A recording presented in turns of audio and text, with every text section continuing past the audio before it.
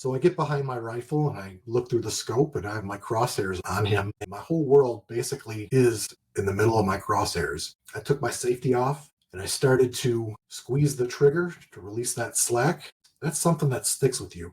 That's something that you just don't shake off. And that's something that follows you home. It gets into your dreams.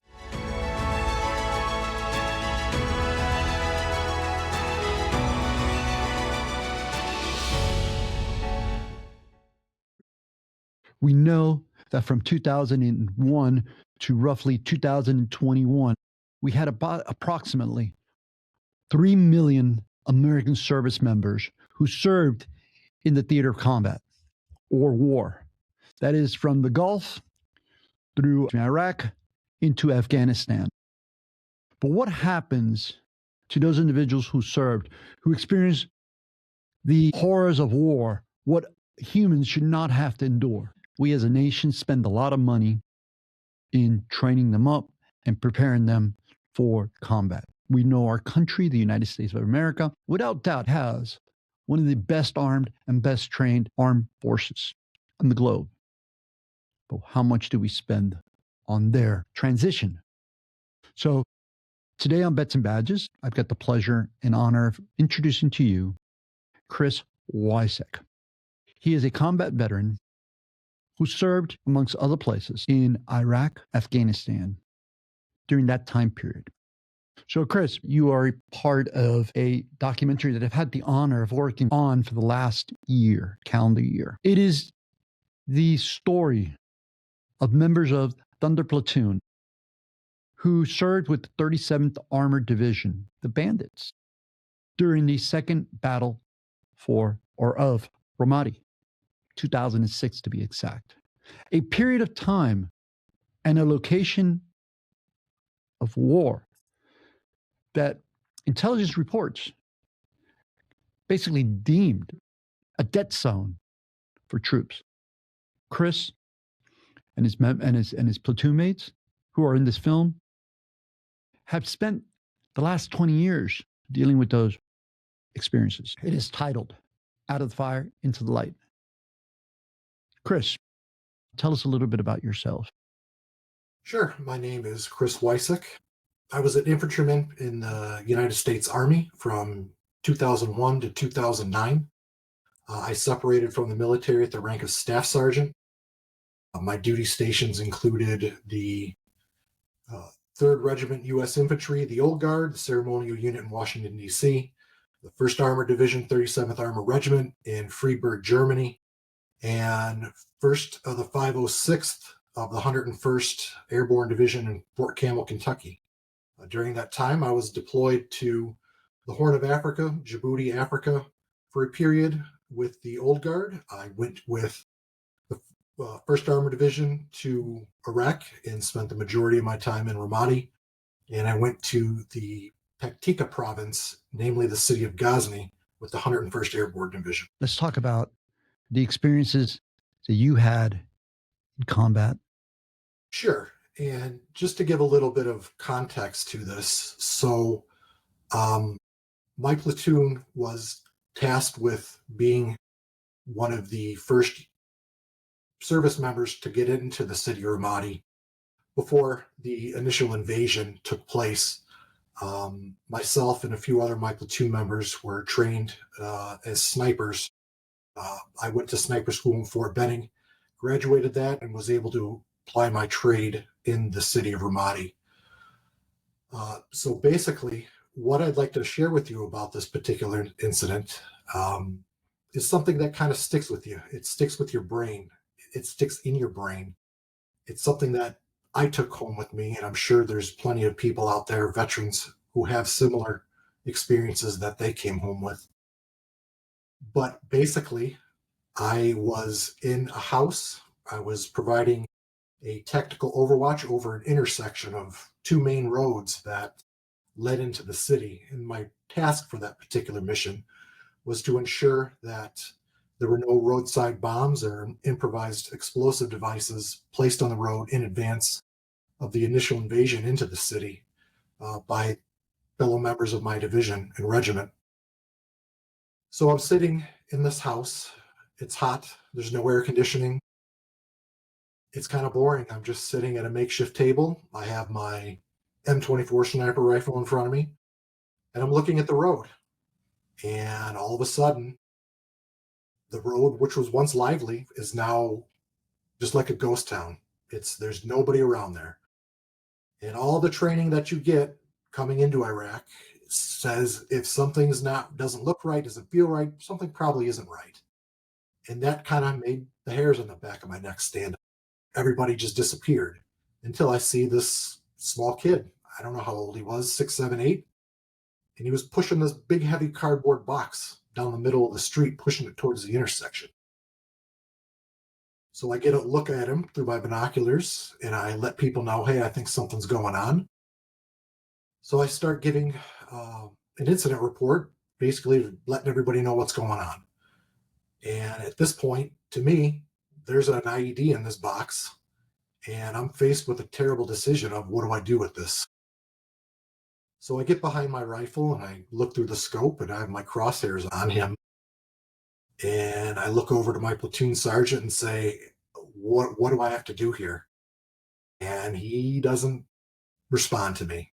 So I get back on my rifle scope. My whole world basically is this child pushing a box in the middle of my crosshairs. I took my safety off and I started to squeeze the trigger to release that slack. And thankfully, out of nowhere, I'm assuming this kid's mother came, slapped him in the back of the head, picked up this box, threw it off of the road, and drug him back inside. And I know we talked about it, and I kind of mentioned it at the beginning of this. That's something that sticks with you. That's something that you just don't shake off. That's something that follows you home. It gets into your dreams. I still think about that from time to time today. Let's back up a little bit. When you say the street became a ghost town, if you will, right? It was devoid of bodies, people just vacated the area. And then you see a little child coming into the street. Was that strategy used by the insurgency? Yes, the training that you get before you arrive into your theater of operation, you go through training to kind of look for signs that have been and patterns that have been noticed by intelligence community and other troops that came before you. And to me, that was a just textbook style of sign. Where the street was full of life before, people doing what people do, just talking, conducting business, walking around. The street was an active street. And then literally in probably a 15-second time period, all that activity stopped. No one was on the street anymore. There was no movement. There was no conversation except for this one little child.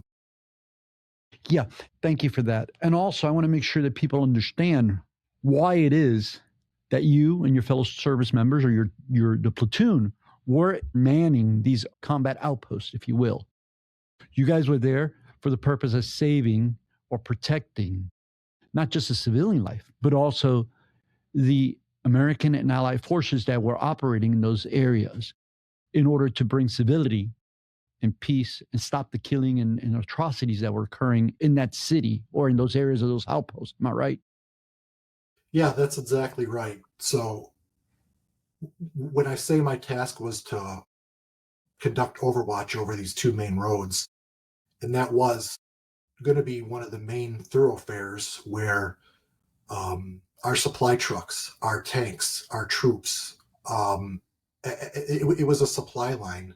This road was very close to a river, and on one side we had a level of control. In the side I was on, overwatching was basically a lawless land. Insurgents had free reign; they could come and go, do as they please, and the citizenry kind of had to put up with it. So my task was to ensure that we had the ability to use this road free of as much danger as possible. It's very hard to ensure that, but my job was for in advance of our initial push in the city to legitimize the government, establish the rule of law back into the city, was to ensure that as the troops pushed into the city, they weren't met with an unexpected improvised explosive device or any other type of um, hostile acts that may endanger their lives. And you brought up a good point too. A lot of the citizenry in that city, they were just living their life.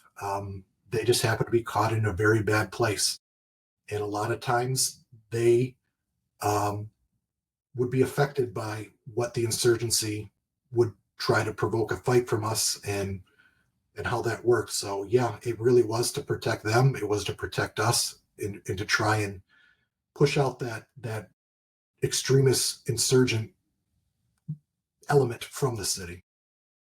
So let's move forward, if you don't mind. So you serve in Iraq for how long? It was somewhere around, I want to say 13, 14 months. It's a long time, We, man. yeah, let me tell you, it wasn't good news when we told that we were getting extended for, I forget what the period of time was, maybe like 60 days, 30 days, 60 days, 90 days, something like that. But yeah, we got there in the January timeframe of 2006, and I believe I got back to my post in Germany in February, March of 2007. When we got back from Iraq, when I got back from Afghanistan, the in between time, there was a very um, masculine macho culture, and that lends itself to not showing weakness, not admitting you're hurting, not in, seeking help. I'm strong enough, I'm capable enough, I can do anything. And a lot of that time was involved drinking. Alcohol was my particular drug of choice, and I would drink a lot, a lot, Were you very doing often. it to ease the pain? Yeah, that was the point of my drinking. I would, um, it was part of the lifestyle, and then I would have some type of triggering event. Um, and the easiest way to make that hurt stop was to grab a bottle of liquor and drink that bottle of liquor. And that went on until I separated from the military. And I elected at that point to um, pursue a disability claim with the VA after my service contract was completed. And I went to my appointment and spoke with the VA doctors. And I think a lot of what I knew, I joined the military in all through my 20s. That was my life. And I lived and I breathed it like a lot of people do. So when I had a doctor asking me, "Are you okay? What's wrong with you?" Nothing. I'm fine. I'm fine. I'm fine. Because that was the culture that I knew, and that's the answer that I knew was going to make me seem strong and capable. So I dismissed a lot of the things that they may have asked me, because I thought I'm fine. There's nothing wrong with me. I have all 10 fingers and all 10 toes. But what I didn't know in the subsequent 15, 17 years or whatever it was that I was dealing with was post traumatic stress disorder, among other things. I didn't know what it was. Sure, they talked about it in the military, and maybe you had to fill out some paperwork saying, I think I have it, or no, I don't have it, but I didn't know what it was. It was just through my lack of knowledge that I thought this is par for the course. I was asked to do this job and I was happy to do it, but the remnants of, like, the story I told you, among others, um, they stayed with me. And even though I was a civilian and working my civilian life, these memories and these feelings and these thoughts still stayed with me. And those coping mechanisms, that alcohol use, continued to be my go-to, as opposed to actually addressing it. When you're talking about triggers, you're triggering memories, right? That were uncomfortable. Can you explain a little bit about that? Sure. For me, what it would be is I would be drinking or drunk, and it the trauma of it and the feeling of it kind of became its own addiction for me. I would seek out uh, documentaries over the internet, or I would rewatch old videos, or I would try and find combat footage, and it would start this downward spiral for me. I would watch these troops in contact and other sorts of war footage. And then I would start to think about the stuff that I've done, the people that I knew who were hurt, the people I knew who unfortunately were killed in action. Mm. And then I would drink more. And then I would find more things to watch. And then I would drink more. And then I would find more things to watch. Um, that started to spill over to when I wasn't drinking. Um, Watching, war movies. I know that sounds very stereotypical, but I need to stay away from that stuff because I get that tight feeling in your chest, and I clench my jaw and clench my fists, and I start to feel like I'm back there. But this was all undiagnosed. I knew that there was something different, with what I was feeling, but I didn't know what it was. And that carried on for a long, long time. So we talked about the demons, right? Let's talk about now the 180-degree turn where you realize, and you just said it, something's not right. And internally, you actually consciously decide, hey, I need to make a change here.